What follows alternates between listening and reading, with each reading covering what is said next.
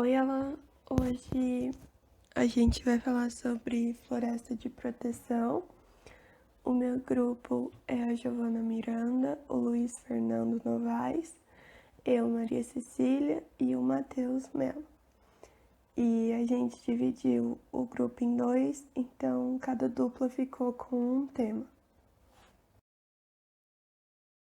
Bom, para começar, a gente separou por que uma floresta de proteção tem uma importância social e ambiental.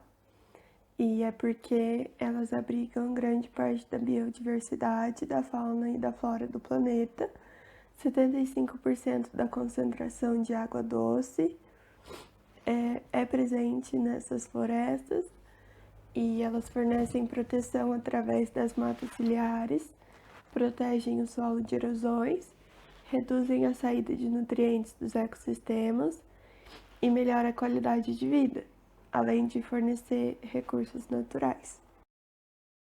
O que é uma APP? São áreas de preservação permanente, né? Que geralmente são plantadas árvores em volta de um recurso hídrico. O que a gente mais vê é árvores plantadas em volta de uma nascente.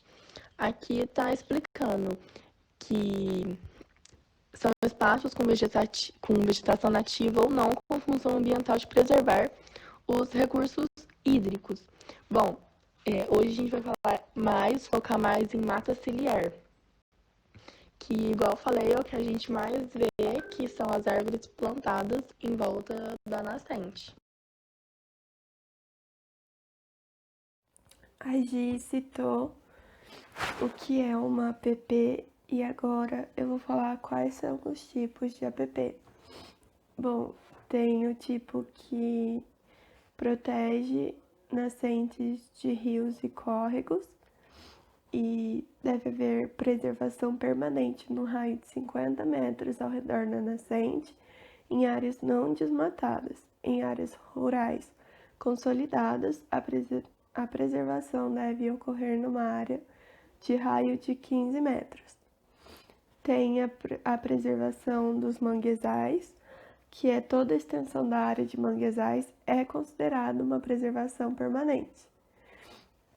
A preservação de encostas de morros e montanhas, de acordo com o novo Código Florestal, são consideradas áreas de preservação permanente as encostas com declive superior a 45 graus.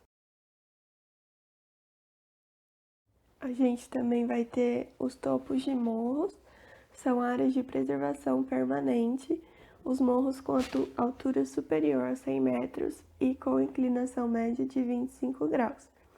E também tem a mata ciliar, que são áreas de preservação permanente, aquelas existentes nas margens de rios, córregos, lagos, represas e nascentes. A vegetação e toda a biodiversidade dessas áreas devem ser preservadas. A extensão da área a ser preservada fica entre 30 a 500 metros, dependendo da largura do curso da água.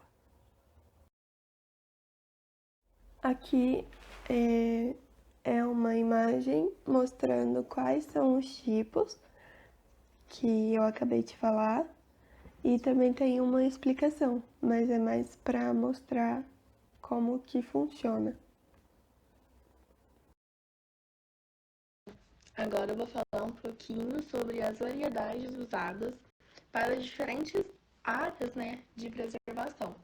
Bom, eu vou falar o nome das árvores, que foi o que eu consegui encontrar. Que para áreas raramente sujeitas à inundação, recomendado a tápia, a pata da vaca, o bugreiro, a soita-cavalo miúdo e o cambucá. Em áreas inundadas periodicamente, que tipo fica inundado um tempo só, é recomendada a figueira mata-pau, engado brejo e aroeira pimenteira. Em áreas alagadas e brejosas, o guanandi, embaúva, sangra d'água, mulungu do litoral e pinho do brejo. E seguindo nesse mesmo embalo, eu vou falar também de como escolher a árvore certa. Na maioria das vezes, não pode ser feito nenhum manejo nas áreas de preservação permanente, mas tem alguns casos em que pode ser feito, caso seja uma utilidade pública, um interesse social ou uma ação de baixo impacto ambiental. Aqui eu vou citar alguns casos de utilidade pública, que vai ser o desassoreamento de cursos d'água e de barramentos com vistas à minimização de eventos críticos hidrológicos adversos. A gente também tem atividades e obras de defesa civil, seguintes atividades que comprovadamente proporcionam melhoria na proteção das funções ambientais em APPs, e outras atividades estando dentro da Lei 20.922/2013, além da implantação de aceiros na forma do inciso 1 do artigo 65 da Lei Estadual 20.902/2003. Já nesse, eu cito os casos de interesse social, que as atividades imprescindíveis à proteção da integridade da vegetação nativa, tais como prevenção, combate e controle de fogo, controle da erosão, erradicação de invasoras e proteção de plantios com espécies nativas, a exploração agroflorestal sustentável praticada na pequena propriedade ou posse rural familiar ou por povos e comunidades tradicionais, desde que não descaracterize a cobertura vegetal existente e não prejudique a função ambiental da área. A gente também tem a implantação de instalações necessárias, a captação e condução de água e de efluentes tratados para projetos cujos recursos hídricos são partes integrantes e essenciais da atividade, e por último, as atividades de pesquisa e extração de areia, argila, saibro e cascalho, outorgadas pela autoridade competente.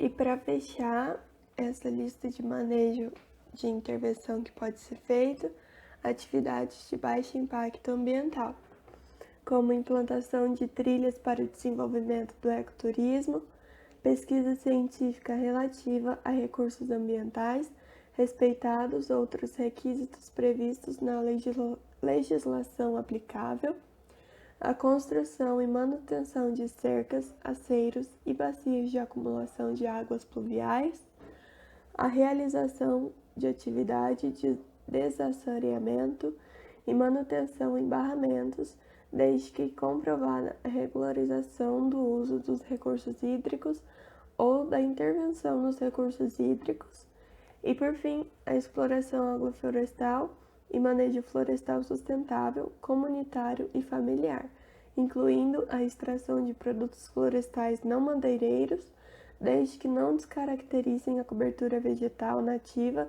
existente nem prejudiquem a função ambiental da área. Até agora a gente falou sobre quanto a mata ciliar e os APPs protegem e tal, mas o que aconteceria sem a mata ciliar?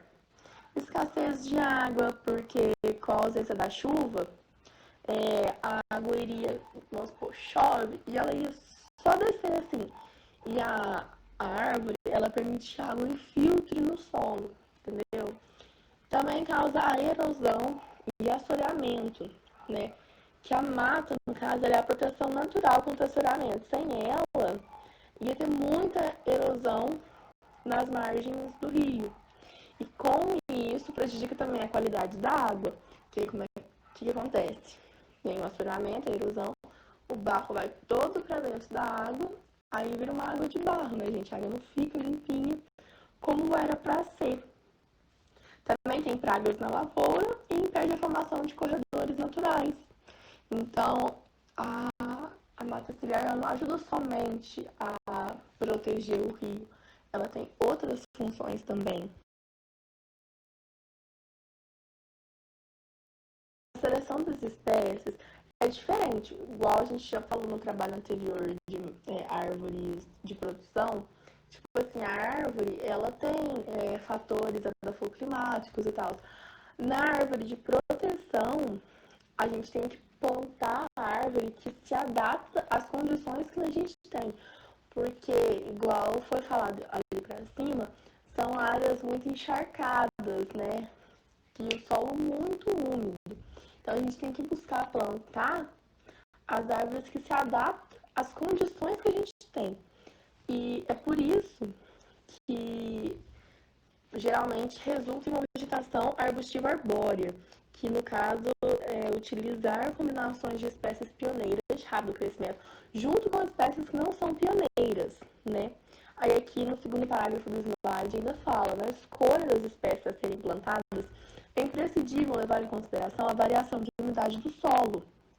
Para áreas permanentemente encharcadas, recomendo-se espécies adaptadas a estes ambientes, como aquelas típicas da floresta de brejo e florestas inundáveis, igual eu falei, a gente tem que procurar a que mais se adapta às condições que nós temos. E no slide acima eu falei sobre algumas árvores, né, que são mais utilizadas para plantar em diferentes áreas. Bom, e para fechar, aqui vai a conclusão do trabalho, que é que observamos a real importância de manter a preservação florestal e como ela tem um impacto em nossas vidas caso não feita ou não feita de forma correta, que é por esses casos que há tantas leis e punições, porque não é algo que afeta apenas nosso território, nosso exterior, e sim o planeta todo e a vida presente.